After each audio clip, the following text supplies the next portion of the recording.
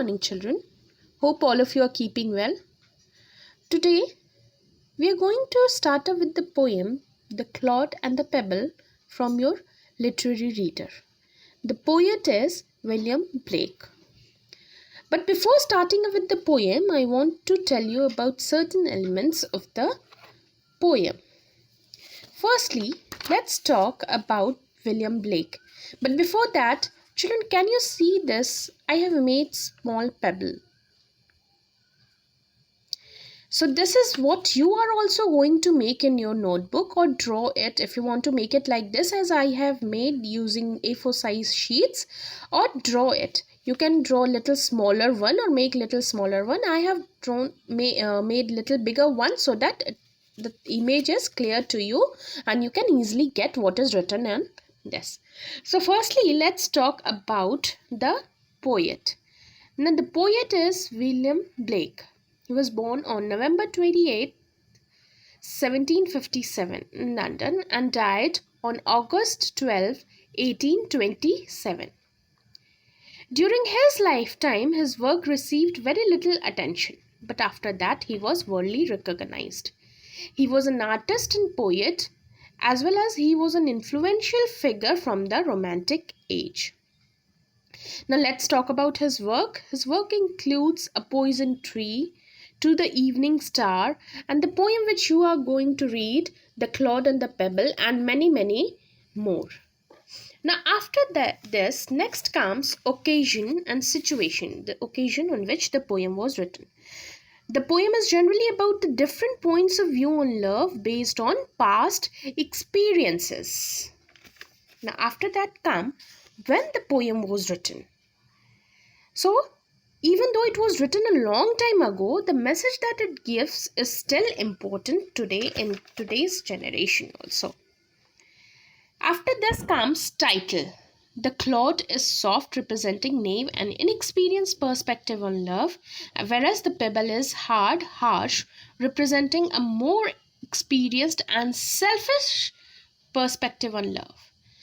So with this leads to the central subject or concern. The poem shows how the level of experience you have is directly related to your perspective on love. It depends on your thinking, your mindset. Now next comes the speakers. The speakers are Clod and Pebble. Clod speaks first and then it changes to the pebble. After this comes the form and structure. The form is lyric and structure. The poem follows a regular structure of 3 stanzas, each with 4 lines, that means quatrains, 4-line stanzas. After this comes your setting or tone. Now the setting of the poem is in a lake's shore and it does not say when does it happen. Now if we come to Clod, Clod is sentimental, young, innocent, positive, and Pebble unsentimental, experienced, old, and negative.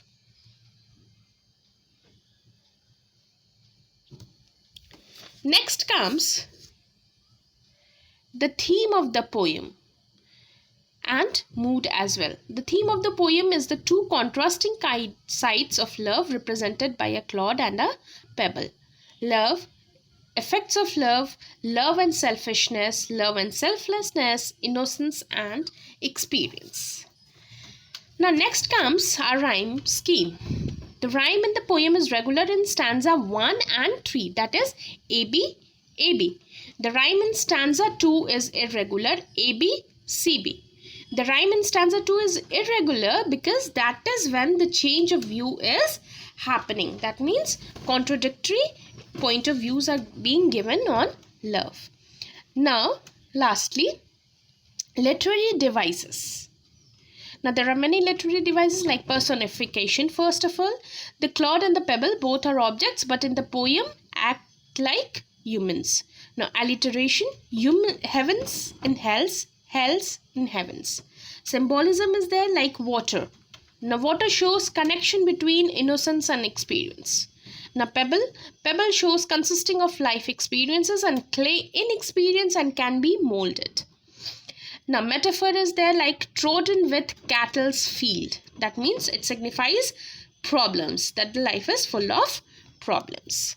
Now, children, let's come to the poem, The Clod and the Pebble. And now, since all of you have your book, you can please take it out so that it is convenient for you and you can understand it easily. Now, let's deal with the first stanza. Love seeketh not itself to please, nor for itself hath any care, but for another gives its ease, and builds a heaven in hell's despair. Now, this is the voice of the clod. Now, Claude is saying love is selfish. Love isn't selfish. The Claude believes love is God and makes you feel happy. He is positive, innocent, and flexible. He talks about sacrifices to be made in love, but then also he is happy. The first stanza where Claude is singing about how love is selfless and innocent. It does not care about itself and is sacrificial, and it molds itself for the happiness of others, and in spite of troubles and difficulties, it is always happy. It has also built a heaven in hell's despair. That means even hell he has turned into heaven with his love. Now let's come to second stanza. So sung a little clod of clay, trodden with the cattle's field, but a pebble of the brook warbled out these meters meet. Now here, these two lines, clod shows trodden with the cattle's feet, means it is full of problems, but then also clod is happy. Even though the clod was trampled many times and even hurt, but he stayed happy. Now the third line, this but, leads us to the third stanza by saying about the pebble who is harsh and strong and was near a stream, warbling words on love, and it gives the contrasting ideas, contrasting point of views on love of clod and pebble. It introduces a contrast. So this is where our poem takes a turn, this third line of the second stanza. Now, let's come to the third stanza. Love seeketh only self to please. Now here, self to please, that means we are talking about individualism. And love is selfish, not worth it, according to the opinion of the pebble. So, love seeketh only self to please, to bind another to its delight, joys in another's loss of ease, and builds a hell in heaven's despite. Loss of ease means others' relaxing mood, others' comfortability, everything is lost in love. This is what is the opinion of the pebble. So the third stanza shows about the pebble's view on love. The pebble is experienced and hurt by the past and love. The pebble, who once used to be a clod, turned into a harsh, negative and heartless due to the heartbreak. The third stanza totally contradicts the first stanza sung by the clod, which says that love is selfless. Now here the pebble says that love is selfish. So it says love sees only to please itself and to control and bind another's joy to be delighted by their loss of ease. And it builds hell in heavens. That means love turns hell into heaven. Love turns heaven into hell. So this is what the pebble believes. And two contrasting ideas. Claude believes in love. Claude believes that love is selfless, and whereas pebble believes that love is selfish. Now, here if we see children, if we notice that poet has not given his view, he has left us on the readers. According to our mindset, we can choose either Claude or we can agree with the ideas of the Pebble on love. It depends on the mindset of the reader. So children, here I would also like to give you two questions to reflect upon.